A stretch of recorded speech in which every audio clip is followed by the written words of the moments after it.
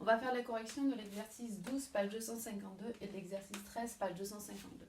Donc l'exercice 12, en fait, je l'ai déjà donné en correction en pièce jointe.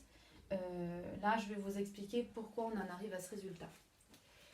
Donc, pour écrire l'égalité de Thalès, ce que je vous disais dans l'autre vidéo, c'est qu'il faut d'abord repérer le point où ça se croise. Ici, c'est le point O. À partir de ce point O, on prend par exemple le premier côté qui est là, OM, et ensuite le deuxième côté qui est à côté, OR. Donc, ça fait OM sur OR. Ensuite, je vais prendre qu'une seule couleur. On prend l'autre côté, on part toujours du point du sommet principal, ON sur OS. ON sur OS. Et on finit par les deux côtés parallèles, MN sur RS. MN sur RS. J'ai le droit d'échanger deux lettres comme ça, je peux dire MO au lieu de OM, mais je ne peux pas échanger numérateur et dénominateur parce que dans ce cas, je fausse la proportionnalité et c'est faux. Donc, il faut bien garder le bon ordre, c'est-à-dire le même côté du triangle là et le même côté du triangle en bas. Donc ici, c'est le triangle OMN au numérateur et le triangle ORS au dénominateur. J'ai le droit aussi de tout échanger. Je peux très bien commencer par le grand et ensuite le petit. Ça marche aussi. Maintenant, celui-là, l'exercice 13, page 252. Donc, en fait, ce que je vais faire, je vais vous donner une bonne réponse.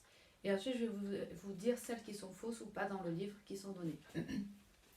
Donc, on commence toujours par le point où ça se croise, le sommet commun des deux triangles. Et par exemple, je peux commencer par ce côté-là, UR. Celui qui va avec UR de l'autre triangle, c'est celui qui est sur le même côté, c'est-à-dire celui-là, UT. On ne commence pas par là-haut. On ne commence pas par en bas, on commence bien par le point commun aux deux. Ensuite, là, je vais prendre les autres côtés qui sont sur cette droite-là. Ici, si j'ai commencé par le triangle du bas, je suis obligée de commencer encore par le triangle du bas. Donc ça fera UP sur US. Et je termine par les deux côtés parallèles. Donc, d'abord le triangle du bas, RP, et ensuite sur ST. RP sur ST. Donc, la même chose que pour ici. J'ai le droit d'échanger deux lettres. UR et RE, c'est la même longueur. Je ne peux pas échanger à un seul endroit un quotient. Je peux échanger l'ordre des fractions. Je peux très bien commencer par celle-là, ensuite celle-là. Je peux très bien commencer par d'abord le petit triangle, ensuite le grand triangle, inverser tout partout. Et donc, par rapport aux questions vrai-faux qui sont demandées, la 1 est fausse, la 2 est bonne, la 3 est bonne, la 4 est fausse et la 5 est fausse.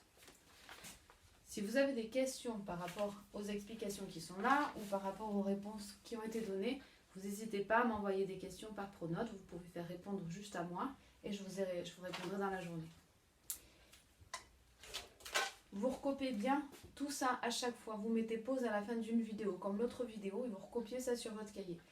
Je rappelle que je vérifie les cahiers au retour. Je mettrai une note sur chaque chose. Il y aura des points pour chaque exercice, chaque partie de leçon qui auront été à faire pendant que vous serez à la maison.